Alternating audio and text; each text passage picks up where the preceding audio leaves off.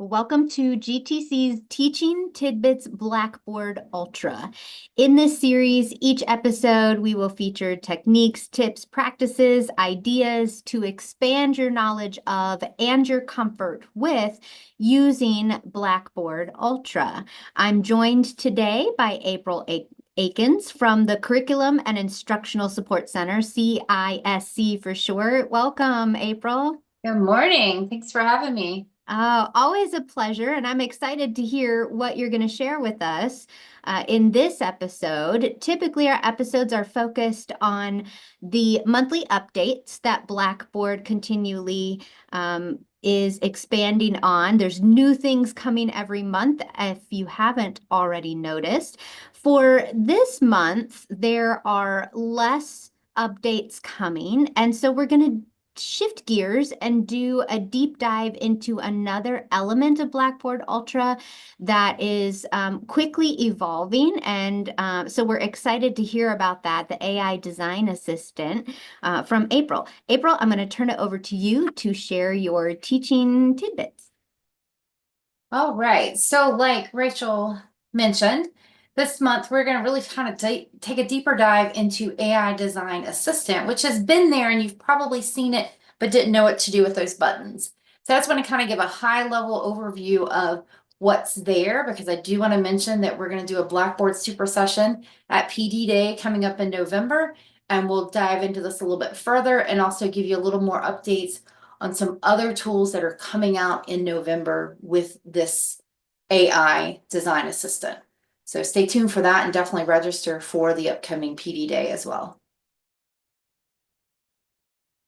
So first off, the AI assistant can help you with your course content design itself.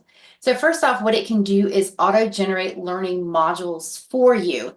So on this screen, I've just got a couple of quick kind of screenshots to kind of give you a quick overview. So first, what you can do is define what your learning modules are. So any kind of descriptions, what your course is about, maybe your learning objectives, your course level learning objectives, you can input them in the description.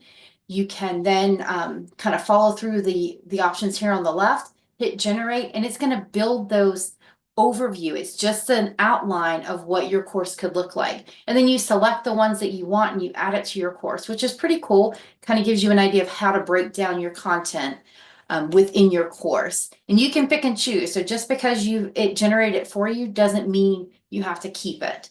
And then the other thing it can do is it can generate images for you. So if you want to have something designed for you, you can quickly just insert an image and hit generate images, type in what you're looking for. It looks like they were going with Halloween themes when they were building these examples here for you, but they're looking for an omnious, and I'm going to mispronounce that, mansion, and putting some ideas there for you. So if you want one of those, you could select it and then you could use that image in your course. Same thing with stock images from Unsplash. If you're not familiar with Unsplash, that is a great tool to get kind of stock images. Be sure that you credit those editors, those creators of that work when you do that, but put your information, what you're looking for, and again, it will kind of populate those for you so you can put them in the course. If you're not creative, not an artist, and want to access some other images just to liven up the course a little bit, that's an option for you. So those are all AI generated within Blackboard itself, so you don't have to go elsewhere to find them. So that's kind of some stuff that's coming out with the course content design itself. And then next up, when we're talking about assessments, so how can the AI assistant assist you with assessments? It can do some generating for you. And again, any of these things that it generates, you can edit it. You pick and choose what you want to place there. So first off is discussions, getting those prompts of what you're wanting the students to discuss. Again, in the description, if you put in the learning objectives, the content that you're wanting them to discuss in there, you can also select from your course items. So this helps too if you have a document within Blackboard that you want it to pull from, or even you have some outside sources that you want it to pull from, you can upload those into it and it creates those discussion prompts for you. You can see here it says desired cognitive level. So think of Bloom's taxonomy. You can pick and choose what you're wanting to do. Do you want them to evaluate something? You're wanting them to create something, things like that. It lets you pick and choose. Complexity level as well. Again, look for that generate button, and then that's going to prompt you to give you some options. You pick and choose what you want there. Same thing with assignments. You're now able to do that. Desired cognitive level is there at present as well, complexity, and then hit that generate button. You pick and choose, decide what you want. Even if you do add it in, you can still edit it. So if there's lines in it that you want to take out, like this one says write 750 word essay. Let's say you want to make it 1,000 words or you want to make it 500. You can adjust that once you've put it in the course, which is pretty cool. Also auto generate questions. So when you're doing your tests and assessments that way or quizzes, you can have it generate those questions for you. And I know those rubrics really kind of bug some of us. You just don't know how to line those up, how you want to make them look. So this is a great way to do that, putting in the learning objectives, putting in the instructions for the actual assignment in this description here, and then set it up as percentages, the complexity level, how many columns and rows do you want in this, and then hit generate. And then again, you can edit it once that comes up for you, but then that's building that rubric for you, which I think a lot of times we have trouble figuring out what that language is, how do we divide that out? So it's super helpful that now that this AI assistant can step in and help with some of those tools. So my next slide, what I have is a quick video that I did that's kind of showing you some of those things I just talked about. So I'm going to play it and I'm going to kind of talk you through what I'm doing at the same time. So let me hit play on this. So first off, I'm just going to auto generate some learning modules. So I've put in some of my learning objectives for a course, and I'm switching it over to modules because that's how I want it to be called. I'm deciding to update this to just 3 modules for this course, and I hit the generate button. So it's going to take it just a minute. It's going to populate with some learning modules for me. And I decided to go ahead and select all 3 because it covers the 3 learning objectives that I had put into my description. And then you can see it auto put some images in there for you as well. Any of this stuff can be edited if I wanted to. But now I'm going to go down to this last module and I'm going to add. So I'm going to create again. And then this time I'm going to add an assignment into the course. And so here I've also, again, put in the description that I want it to do. I had it inspire me this time. And you can see it says apply, evaluate, and then create. So I've got 3 different ways I can look at this and what I want my students to be doing. So I'm going to accept the first one and hit add. And then if you take those instructions that it created for you, I'm going to go over here and I'm going to create my rubric. So I'm going to generate the rubric, pasting that information in. If I want to adjust anything here, let's say I want it exactly like it is, I'm going to hit generate. And then it's built that whole rubric for me. I can verify that those are what I'm looking for. That's how I want that to be laid out. Then hit continue.